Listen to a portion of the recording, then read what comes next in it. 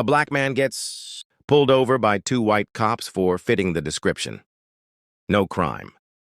No evidence.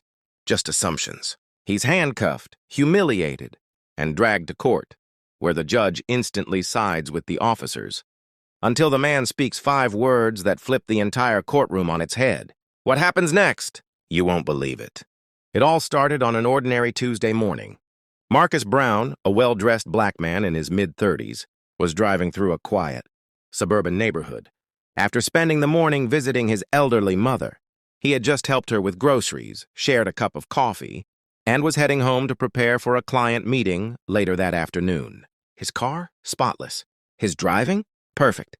No speeding, no illegal turns, just another responsible citizen on his way home. But then, flashing red and blue lights in his rearview mirror, Marcus pulled over calmly, confused but composed. He had nothing to hide. 2 police cruisers boxed him in from behind and the side, an unusually aggressive stop for what appeared to be a routine traffic check. The doors swung open. 2 white officers exited quickly, hands on their holsters, their faces tight with suspicion. "License and registration," one officer demanded sharply, without any greeting or explanation. Marcus, taken aback by the tone, complied without hesitation. He reached slowly into his glove box, handed over his documents, and then asked respectfully, "Officer, may I ask why I'm being pulled over?" That simple question changed the mood immediately. The officers exchanged a quick glance. One stepped forward and replied vaguely, "You fit the description of someone we're looking for." Marcus raised an eyebrow. "What description? What's the actual reason I'm being detained?" No response. Instead, he was ordered out of the car. No explanation. No warning. Within seconds, Marcus was handcuffed, patted down, and forced to sit on the cold curb like a criminal. Neighbors peeked through their windows. Drivers slowed down to stare. Humiliation flooded over him, and still not one clear answer from the officers. His questions were ignored.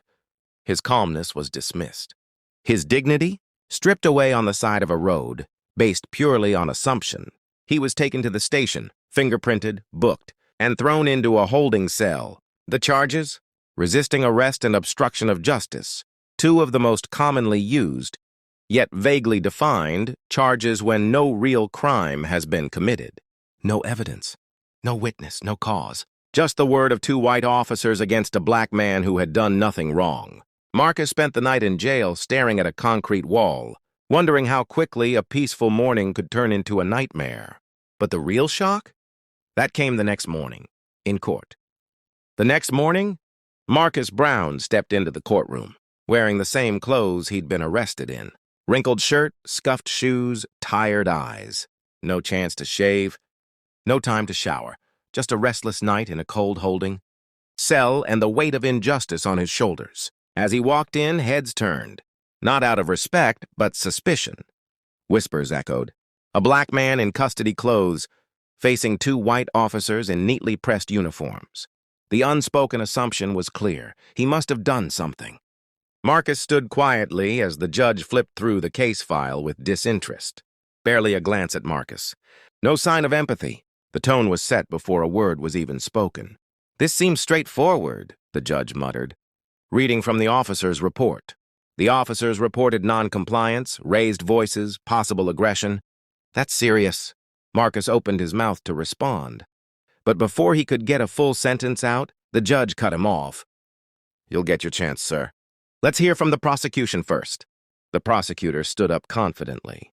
His words were cold, rehearsed, and full of assumptions. "Your Honor, the defendant showed clear resistance during a lawful stop. The officers feared for their safety. He refused to cooperate and was unreasonably confrontational."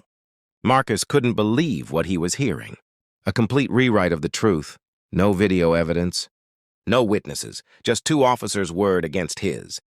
The officers sat behind the prosecutor, nodding, almost smug. They'd done this before. The system was built for them. They didn't expect a challenge. And that's when Marcus calmly raised his hand.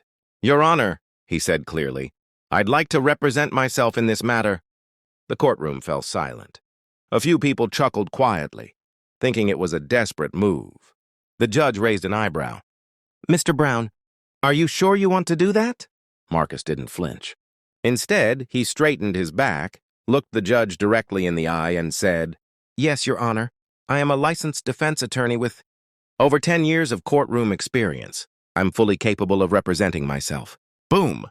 The energy in the room shifted like a thunderclap. The judge leaned back in his chair. The prosecutor blinked. The officer's confident expressions melted into unease. In a matter of seconds, Marcus was no longer just the accused. He was the expert in the room, a man who not only knew his rights, but knew exactly how to fight for them. Now standing as both the defendant and his own attorney, Marcus Brown approached the bench with the confidence of a seasoned professional, not the man they had tried to paint as hostile and dangerous. He took a deep breath, looked around the courtroom, and began. "Let's start with the timeline," he said. He laid it all out clearly, fact by fact. There was no warrant, no probable cause, no matching suspect description, just a traffic stop that escalated without justification. He pointed out that the dashcam footage from the police cruiser, which could have verified everything, was mysteriously missing. And both officers had conveniently forgotten to activate their body cameras. "Convenient," Marcus said, pausing for effect. Then came the evidence. He submitted GPS data from his phone, showing exactly where he had been, at his mother's house, running errands. He presented time-stamped receipts from a local pharmacy and a coffee shop just minutes before the stop. And then he brought out character witnesses, people who knew him, worked with him, trusted him, all attesting to his integrity and calm demeanor. Next, he cited legal precedents, one after another. Case law showing that the officers violated protocol, violated his rights, violated their duty.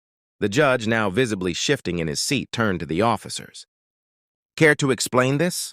Their responses were weak, disjointed, contradictory. One officer stuttered. The other contradicted his earlier statement.